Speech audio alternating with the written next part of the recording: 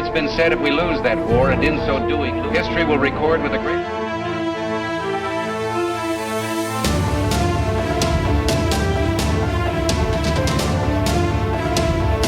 I will not violate my oath of office. We are free individual citizens. We are Americans. Quiet on the set. It's go time. Welcome to the show, JC. How are you doing? I'm doing good, Lauren. How are you? I'm excellent. You know, I'm talking about how canine karma got from a high kill shelter in California to working the streets of Republic, Washington. And you were highly involved in that. You mind telling everybody a little bit about how that got started? Absolutely. So you're absolutely correct about karma going from not only a high kill shelter, but a warm state of California all the way to the snowy sections of Republic, Washington, where he ended up working in snow and ice and rain. We got a call, like it was a message that Sheila had received from one of the managers of your good friend, who happens to be a celebrity. We received it because we had done a few backstage shows where we did the security for him and his band. The manager remembered that we had canines that we were using to clear the backstage, and we had EOD dogs as well, and found out that Isco had died and that you had just lost one of your best friends and your partner that you had worked with for years. And they asked if we would be interested in helping your department, your community. The canines cost a lot of money, and you know that very well, and the time and energy, and for a department not to have the money or the resources available to replace a valuable tool that you have, a valuable friend that is with you 24 hours, 7 days a week, that with no reservations will take and protect your life till death. So we looked at it. Sheila is my partner and business partner, and we looked at what we could do, and we absolutely said yes. We contacted Dave Doran. Dave Doran was the individual that was providing our dogs for our company, and asked him if he had any dogs, and this is what we wanted to do. And he said absolutely, he did. And so we jumped in and went down and talked to Dave, arranged stuff with Dave, and then introduced you two and asked you to come down and join us and see if Karma would be your dog. I remember that phone call that I got from you. I didn't know who you were, never met you, and I just got a phone call from some guy that I never heard of, and said that you would like to donate a canine to my department. That was the beginning of a multi-year journey with the both of us. Yeah. We spent a couple weeks down in California. We did. Training with different dogs that you had brought down there, dogs that work with your company. And your company, let people know about your company, Phoenix Protective Corp, right? Yeah, Phoenix Protective Corp, based out of the Northwest. We started in 2002, and we have been running strong. We cover Alaska, Montana, Idaho, Oregon, and Washington, multiple offices. We have a canine program, and that's why we contacted you, because we were involved in the canine program, and we utilize our canines for a number of different things, everything from EOD, which is explosives, or narcotics in schools and in private sectors, as well as personal protection dogs. The celebrity that put the word out about this canine, a lot of people know him as Uncle Ted, right? Mr. Ted Nugent, rock and roll legend. Yep. Mr. Cat Scratch Fever. Yep. Uncle Ted, what does it mean to you to see all these people that make their products in America? I love your working hard, playing hard ass. That's what I think. I love people who make sacrifices and take risks. and cultivate that work ethic that makes America the last best place. Again, I'm 71 years old, and I'm having the time of my life because my mom and dad back in Detroit taught me that they would only accept being the absolute best that you can be. And John Kenny, these people are a perfect example of being the best that you can be. I know the sacrifices you've made. I know the risks that you take. I'm an entrepreneur. I've been an employer for 60 years. I employed people to catch night crawlers and sell them down at the bait shop with me when I was 10 years old. So if you met my sons and my daughters, one of my 14 grandkids, they're not out breeding Uncle Ted, I'll tell you that. The people in my life, the people on stage with me, the people in front of me, the people when I meet on tour that I traveled across this country in 2019 and 1965, is working hard, playing hard families that earn their own way, live within their means, and save for a rainy day, and give and give and give. And I salute you and I love you with all my greasy rock and roll heart. And I'm just a guitar player, but I know that freedom is not free. And you guys paid a tribute to the warriors of the U.S. military, and I'm going to echo that. You can't say it often enough. Freedom is not free. So this day in my life is dedicated to the heroes of the U.S. military and their families, and law enforcement and first responder heroes, because there would be no quality of life in America without those warriors. Lauren Culp, I'm telling you, Lauren Culp is a warrior for God, family, country, freedom, and Constitution.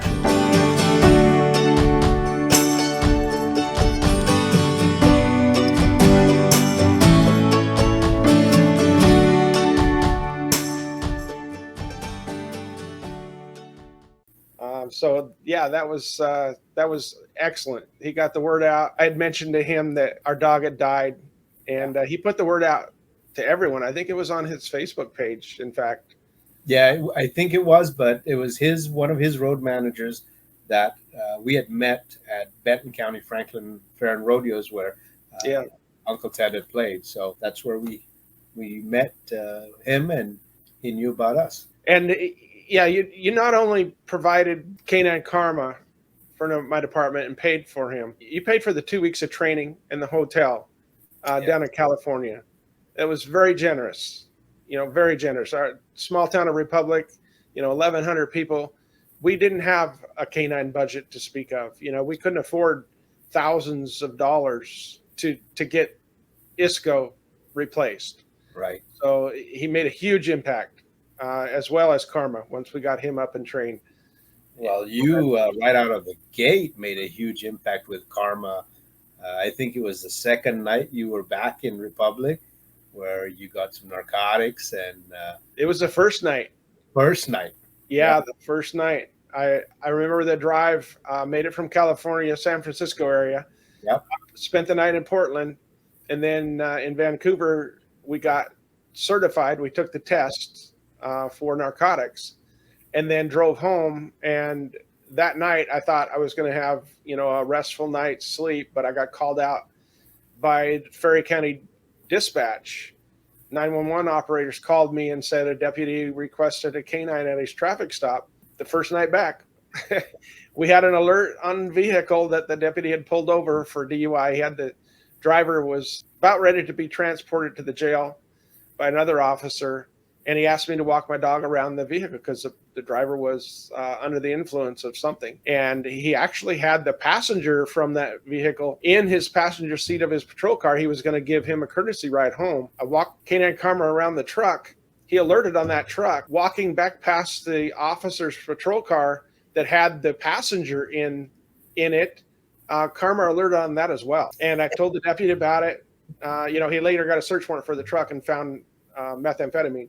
Yep. But I told the deputy that my dog alerted on your patrol car. And so he got the person he was going to give a courtesy ride out and started talking to him. And it became very clear that he had something in his mouth. He ended up spitting out methamphetamine that he was trying to hide in his mouth. Wow. So Canine Karma did his job the first night. Yeah, made a name for himself right then. yeah. No, they are amazing, and just we were blessed to be able to do that for you and your department, and he kept on making a name for himself as well as you, cleaning up all that riffraff up there in Republic. Yeah, definitely sent some people to prison for a long time for the hell that they brought onto that small town. You know, Yeah. with the overdoses and the suicides and people messing up their lives, but helped turn it around and get a lot of people on the right track and put the bad people in prison for a long Absolutely. time. So I want to thank you very much for doing that. That was very generous. You're a very generous and honorable man, and I'm proud to call you my friend. Absolutely. I'll always be your friend, Chief. Thank you, JC, for your time. I really appreciate it. The key to the City of Republic, Washington was awarded to Sheila and JC, the owners of Phoenix Protective Corporation, for their generous donation of Canine Karma. Welcome to the show, David Dorn. Thanks for joining me. Thank you for having me. This is an honor, really. Oh, I appreciate it. We met quite a few years ago at your facility in California. 2017, probably. Yeah, it's been a while. Went down there, spent a couple weeks with you and JC and train. Can you tell everybody a little bit about your canine training business and how you came across Canine Karma? I worked at the Sheriff's Department for over 18 years in law enforcement, and then 14 years was in canine. And now I've been rolling for another 14 years now doing with canine specialized training and consulting Canine Stack. And then we created an online school since then that launched about 3 years ago. It's been pretty awesome. But we initially started training. I specialize in whatever you are focusing on. So if you have a custody division that wants a canine unit, we implement canine programs. We help you start it up. If you already have one, then we just take a look at it, do some consulting, look at your policies, and more importantly, how you're operationally running the dog. But we can get dogs from all over the place.